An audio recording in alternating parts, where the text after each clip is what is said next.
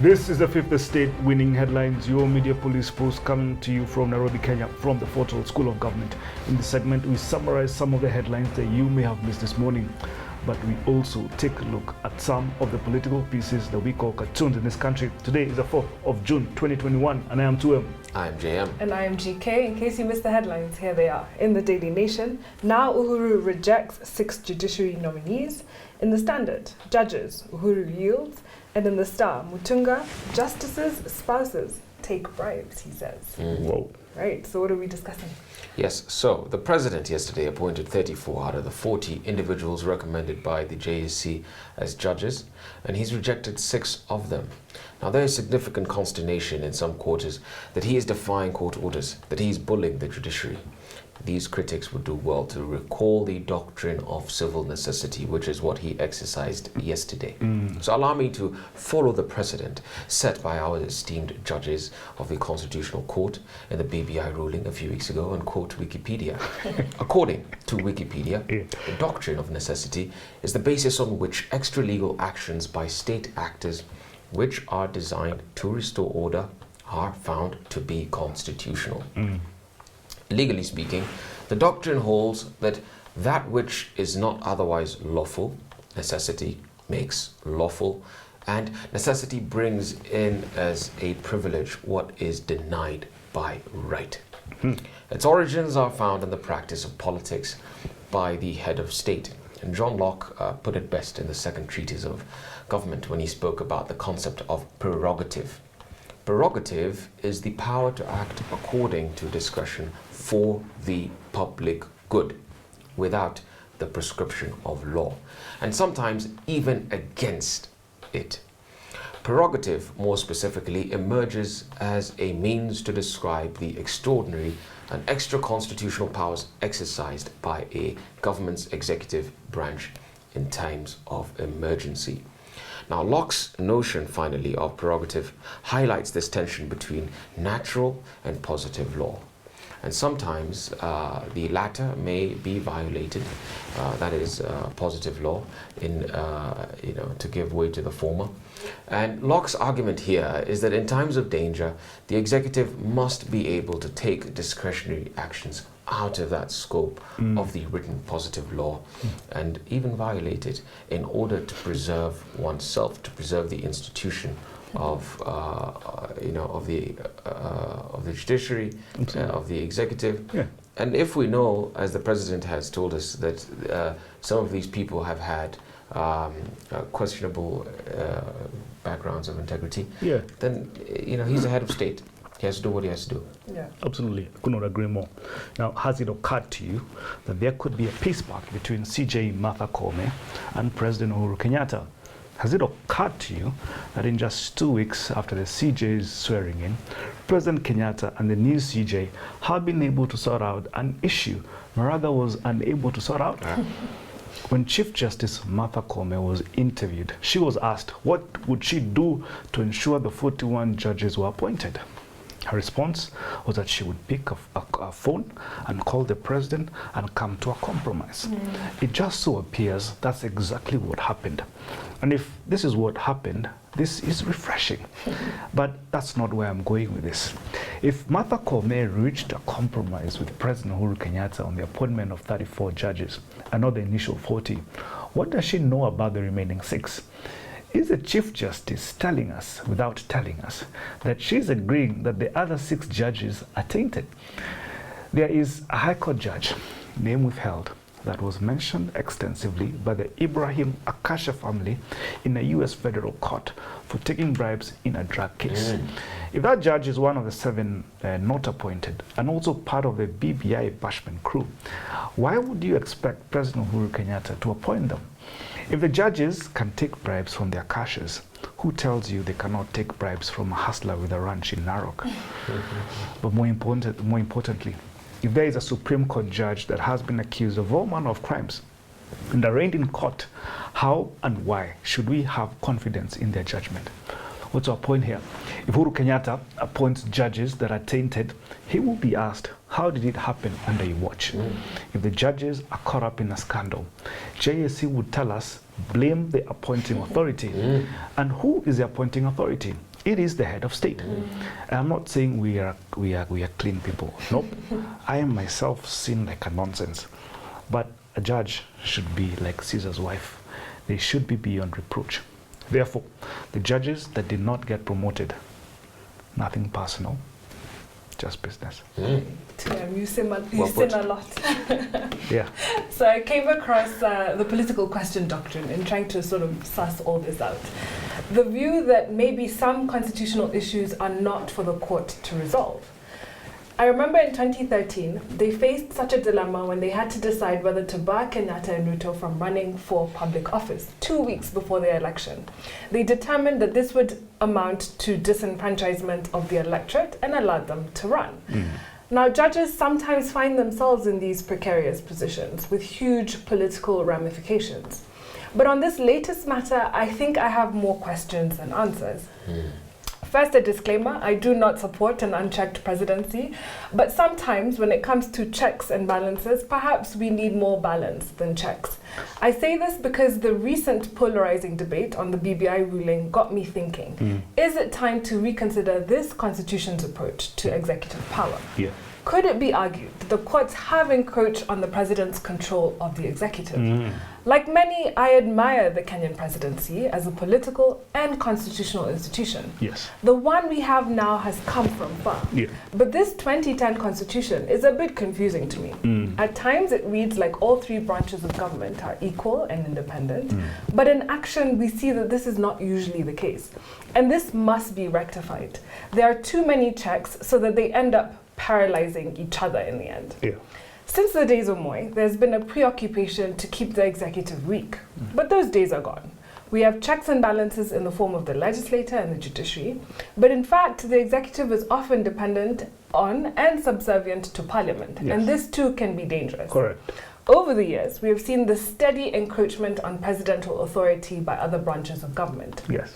This process, I think, has substantially weakened the functioning of the executive branch, and to the detriment of the nation.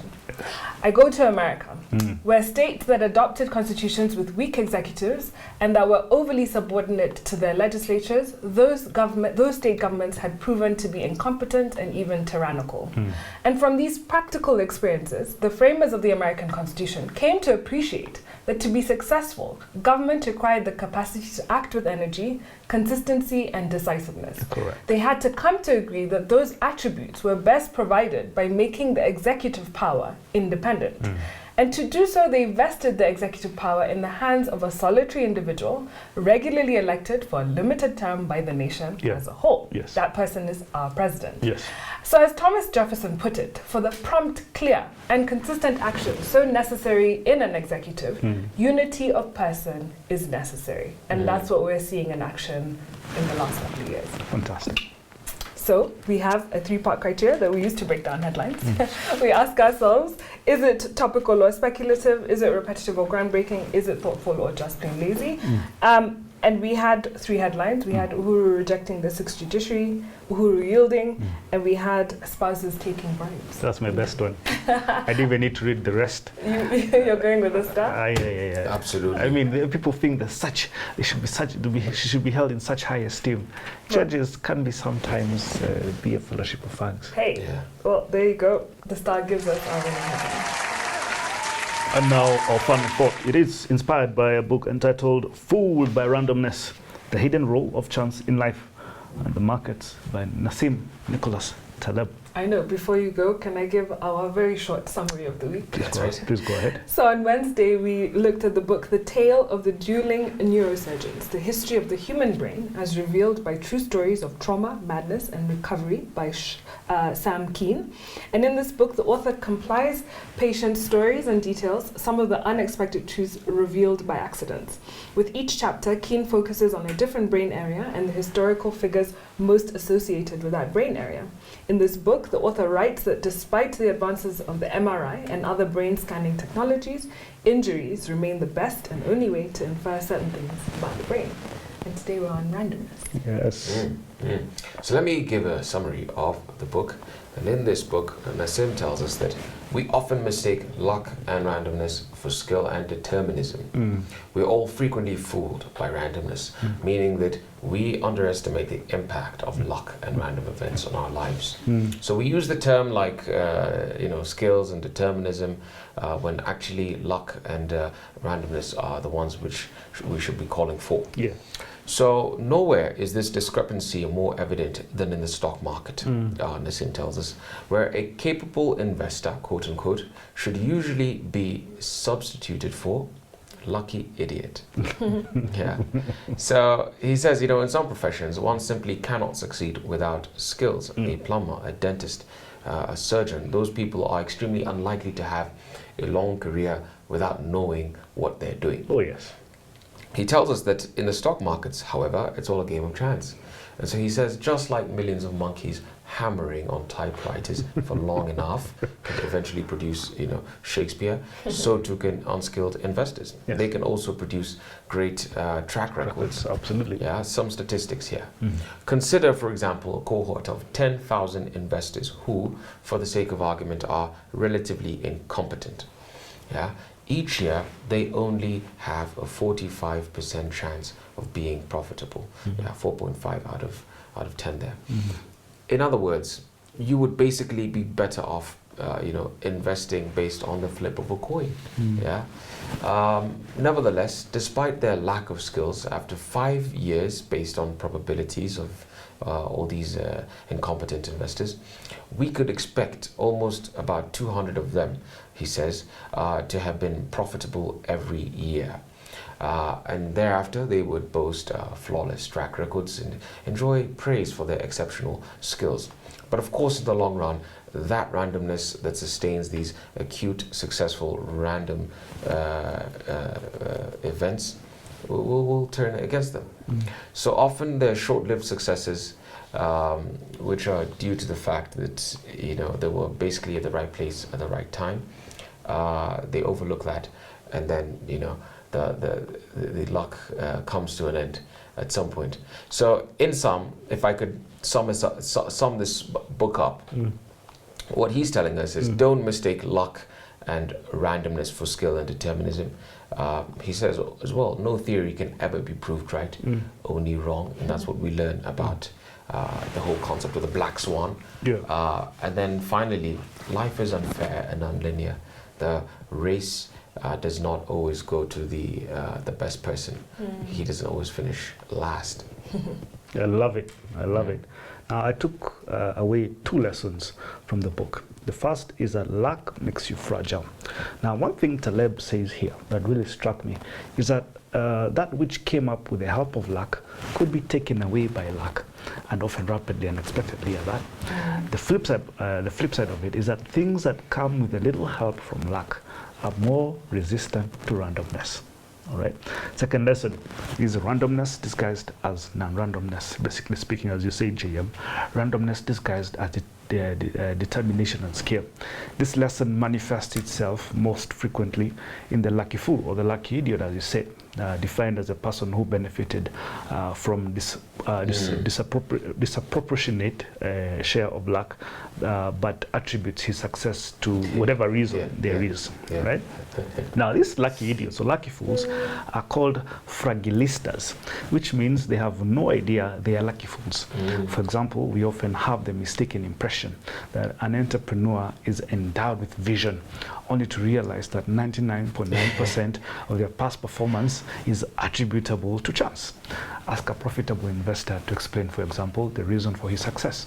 He will offer some deep and convincing interpretation of the results. Frequently, these delusions are intentional and deserve to bear the name of charlatanism. Now, this does not mean that all success is luck or randomness. There is a difference between it is more random than we think and it is all random. Here's why. Chance favors the prepared. Hard work, showing up on time, wearing a clean white shirt, using deo, and some such conventional things contribute to success. They are certainly necessary, but may be insufficient as they do not cause success. The same applies to the conventional values of persistence and perseverance. Necessary and very necessary. That's because one needs to go out and buy a lottery ticket in order to win. Does it mean that the work involved in the trip to the store caused the winning to happen? Absolutely not. It's the 10,000 hours one puts in doing the same thing repeatedly that gives them a chance in winning a lottery ticket. Of course, skills count, but they do count less in highly random environments than they do in dentistry, for example. I'm not saying that what your grandmother told you about value or work and ethics is wrong. It's just that most successes are caused by very few windows of opportunity. Failing to grab one can be deadly for one's career. Take your luck. The lesson here is opportunities aren't going to come are not going to come along too often and won't last too long.